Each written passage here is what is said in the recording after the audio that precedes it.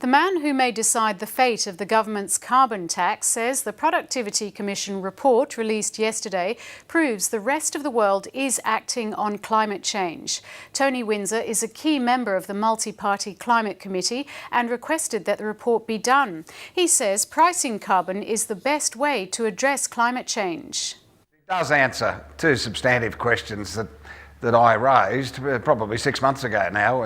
One being, is the rest of the world doing something or is it doing nothing? I think the answer is yes, the rest of the world is moving in a direction.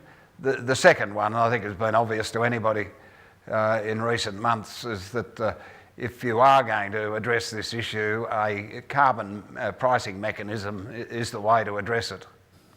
Tony Windsor there. Well, the Commission's report singled out the opposition leader Tony Abbott for some stern criticism about his assertion that Australia would be going it alone.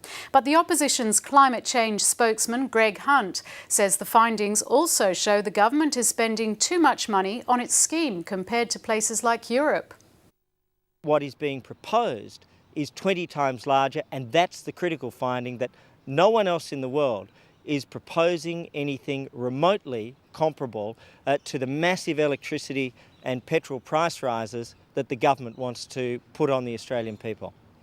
Australia will be proposing a scheme 20 times larger than Europe, 20 times deeper, 20 times more impact on the Australian population, and yet Europe is a much larger population continent in terms of the economy, and that would be a huge impact on Australia.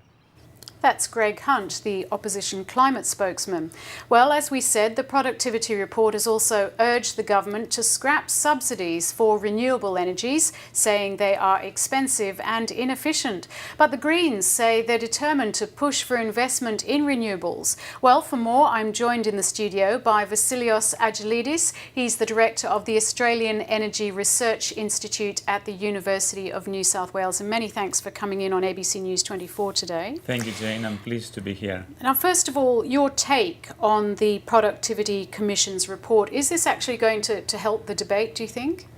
I think it's a very important report, what we received yesterday. It outlines the complexities of the issues that we are talking about, because what the productivity report tried to do, they tried to collect information from key countries, not all of them, and also one can understand how difficult it is to collect information about so many complex policies, how they work, and try to normalize them with respect to a value that we will understand with respect to how much dollars per ton we'll be able to get eventually to move on this debate. So it outlined the complexities. It also outlined the fact that many countries do a lot of things, and we are not leading the way. In fact, Germany and Britain, for that matter, with overwhelming data for Germany, leading the way. And also we are somewhere in the middle. And the third one that, of course, is important, as you just mentioned about the renewables, is the fact that when you look at three policies with respect to how effective they are with carbon emission abatement schemes, the first one is the ETS, which is the market mechanism, and I guess we all agree into that argument that the market mechanism is the best way to address that. The second one is, of course, the large-scale renewables, and the third one, very, very expensive at the end, is the very small ones. Now, one point I would like to also make, Jane, is that the Productivity Commission assumed a 5 megawatt system for addressing this particular calculation there, and the government is about to make investment in larger scale, which will be more economic and more viable and commercially viable as well. Okay, I want to unpack a little bit of what you've just said. Let's look first at solar panels, for example. The government seems to be saying here, or the Productivity Commission seems to be saying, that this is a very expensive and ineffective form of abatement. Why have they come to that conclusion, and where does this leave our push for solar panels? Well, one can understand again why that is the most expensive way when we look at so many other alternatives, because of the economy of scale coming into play.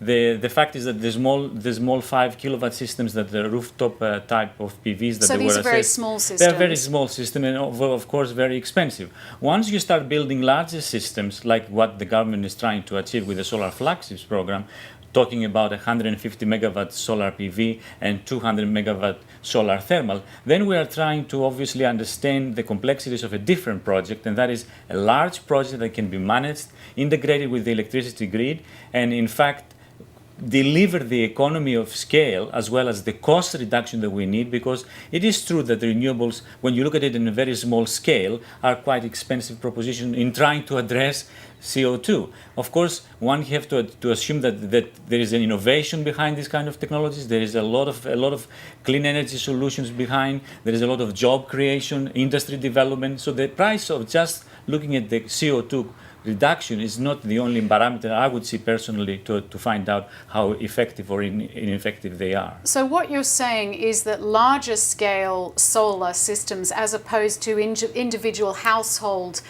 measures, are much more effective. Where does this leave, though, the whole push that we've had in recent years for households to kind of generate their own power via solar?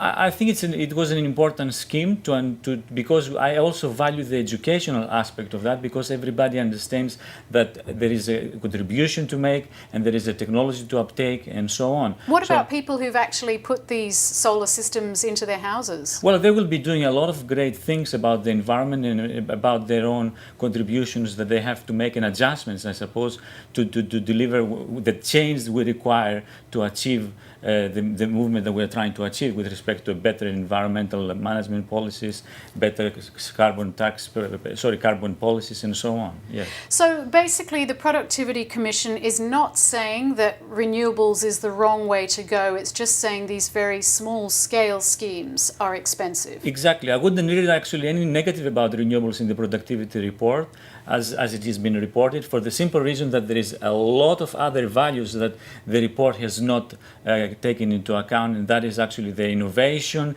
the technology, the skills, and so many other positive things, the industry development that I mentioned already, which cannot be easily calculated when we try to look at a dry calculation how much abatement we achieve with the very small systems that we're talking about. Okay, Vassilios Agelidis, thank you so much for coming into the studio and explaining that for us. Thank you very much. Thank you very much, Jane. Thanks.